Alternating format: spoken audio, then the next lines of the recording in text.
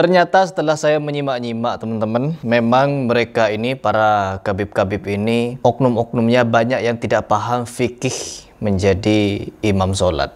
Mereka banyak sekali memperselisihi perintah-perintah dari Nabi Muhammad SAW dari berbagai macam aspek. Nabi Muhammad SAW memerintahkan kepada Ali bin Abi Thalib untuk meratakan kuburan. Ali patuh, lalu meratakan kuburan yang sudah ditinggikan. Tapi orang-orang yang mengaku keturunan Ali bin Abi Thalib sampai sekarang, mereka di Indonesia berlomba-lomba menghias kuburan. Bismillahirrahmanirrahim. Qul huwallahu ahad, Allahu samad, lam yalid walam yulad walam yakul lahu kufuwan ahad. Bismillahirrahmanirrahim. Qul huwallahu ahad, Allahu samad, lam yalid walam yulad walam yakul lahu kufuwan ahad. Bismillahirrahmanirrahim. Qul huwallahu ahad, Allahu samad, lam yalid walam yulad walam yakul lahu kufuwan ahad. Dan ketika kita mengingatkan seperti ini, belajarmu masih belum jauh. Coba lagi, belajar lagi asbabun wurudnya dan lain sebagainya, begitu-begitu.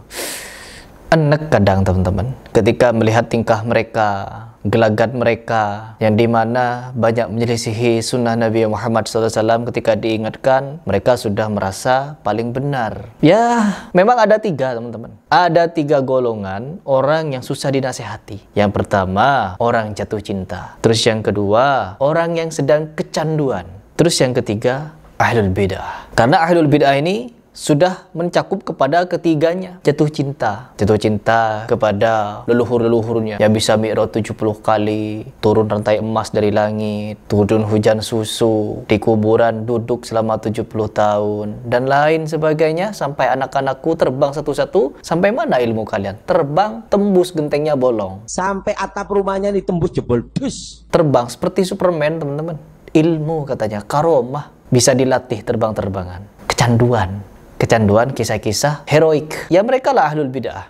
Ketika disampaikan ini bid'ah, enggak, ini bukan bid'ah, ini baik. Itu bid'ah, no, ini baik. Jadi kalimat untuk menentang perintah dari Nabi Muhammad SAW untuk tidak membuat ibadah-ibadah baru dalam agama, menyelisihi ajaran-ajaran Nabi Muhammad SAW, ya dengan cara seperti itu. Enggak apa-apa, ini yang penting baik. Jadi agama yang penting baik. Terus di video ini yang ingin kita bahas, sesuatu yang ingin saya bahas adalah seorang habib atau kumpulan habib yang dimana mengadakan bukber yang dihadiri oleh Atta Halilintar. Lalu mereka menyuruh Atta Halilintar menjadi imam. Di sini sangat jelas kalau mereka ini tidak faham fikih sholat. Yang dimana kata Nabi Muhammad SAW memerintahkan, hey, kalau kalian ingin menjadikan seorang imam dalam sholat, maka pilihlah dia yang paling fasih, paling tepat bacaannya. Di zaman Nabi Muhammad SAW saja, ada orang-orang yang juga tidak fasih berbahasa, tartil, tajwid, dan lain sebagainya. Sebagaimana di Indonesia, untuk berbahasa juga ada yang tidak fasih. Terlebih lagi, ketika sekarang zaman sudah bisa kita lihat dari mana berbagai macam ilmu untuk kita pelajari. Dan banyak juga ulama sudah memaparkan pendapatnya di media sosial, di YouTube, bahkan berdurasi sampai 2 jam. Bisa kita simak fikih-fikih sholat, ada yang menjelaskan siapa yang berhak menjadi imam, bagaimana kriterianya, harus seperti apa pengetahuan fikihnya, lalu harus tahu dengan sunnah-sunnahnya. Ada berbagai macam kriteria untuk menjadi imam. Tidak boleh sembarangan teman-teman. Kalau memang merasa tidak mampu, ya jangan mau jadi imam. Sebagaimana Atta Halilintar, bacaannya teman-teman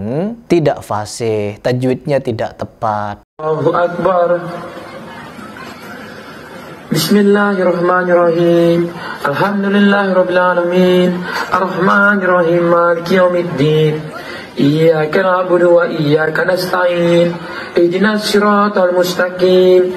Siratal ladzina an'amta 'alaihim ghairil maghdubi 'alaihim. Tapi dipaksa jadi imam oleh Habib. Nabi memerintahkan untuk cari yang fasih, bukan yang paling banyak followernya, paling masyhur hidupnya, dan lain sebagainya, paling banyak uangnya. Habib Umar diakui ini. Habib Umar diakui sebagai wali kutub. Jadi karena embel-embel wali kutub, ketika kajian, majelisan, diem, habis itu melotot. Setelah melotot, melihat ke atas. Setelah ke atas, diem, mengucapkan salam kepada Nabi Muhammad sallallahu alaihi wasallam. Pamer keramat. ila hadratin Nabi Muhammad.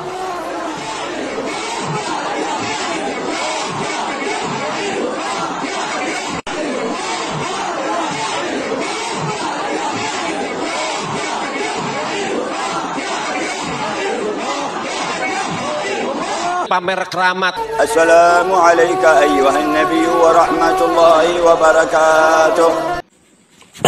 Ini apa maksudnya? Mau digiring kemana pemikiran umat? Mau digiring bahwa dia sedang melihat Nabi Muhammad SAW hadir? Hah? Karena sudah diangkat menjadi wali, digaung-gaungkan ke sono sini, keramatnya Habib Umar begini begitu. Akhirnya ketika dia di Masjid Istiqlal, orang yang fasih bacaannya di belakang dia. Jadi fikih dikesingkirkan, teman-teman. Ya, sunnah-sunnah perintah dari Nabi Muhammad SAW disingkirkan karena melihat popularitas orang. Dan popularitas Umar bin Hafiz 11-12 mungkin dengan Atta Halilintar. Ketika ada orang yang lebih fasih bacaannya, Atta Halilintar disuruh masuk menjadi imam. Meskipun Atta Halilintar bijak ya teman-teman. Atta Halilintar sangat bijak dan menolak untuk dijadikan imam. Tapi dipaksa. Atta sadar diri untuk tidak menjadi imam. Dia hanya konten kreator, dia hanya YouTuber yang tidak layak menjadi imam. Sama halnya seperti saya. Ya, saya tidak layak untuk menjadi imam sholat karena bacaan saya tidak sesempurna Bahar Semit. Bismillahirrahmanirrahim. Alhamdulillahirabbil alamin. Arrahmanirrahim. Maliki yaumiddin. Iyyaka na'budu wa iyyaka nasta'in. Ihdinas siratal mustaqim. Siratal ladzina an'amta 'alaihim ghairil maghdubi 'alaihim waladdallin. Bukan, ini Umar Hafiz ini. Bismillahirrahmanirrahim. Qul huwallahu ahad, Allahu samad, lam yalid wa lam yulad wa lam yakul lahu kufuwan ahad. Bismillahirrahmanirrahim. Qul huwallahu ahad, Allahu samad, lam yalid wa lam yulad wa lam yakul lahu kufuwan ahad. Bismillahirrahmanirrahim. Qul huwallahu ahad, Allahu samad, lam yalid wa lam yulad wa lam yakul lahu kufuwan ahad. Ya, Bahar Semit pokoknya. Bahar Semit itu kan si paling bersanad bacaan Qur'annya, paling bersanad kepada Nabi Muhammad SAW. Sehingga apa? Gak boleh diganggu-gugat. Seperti itulah bacaan yang tepat. Bahwasanya Fatihah itu ana dapatkan dari guru ana dapatkan dari gurunya yang pakai sanad, pakai ijazah, nyambung. Seperti itulah barusan bacaan Fatihahnya Rasulullah SAW. Kita semua apa? Salah, ya, tidak bersanad kepada Nabi.